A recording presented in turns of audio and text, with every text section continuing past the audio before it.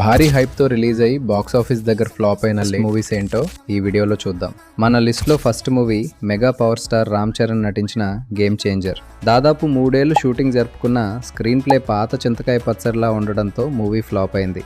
దాదాపు దిల్ రాజు గారికి 100 కోట్ల నష్టం వచ్చింది. ఇక రెండో cinema power star Pawan Kalyan most awaited film Harihara Veeramallu.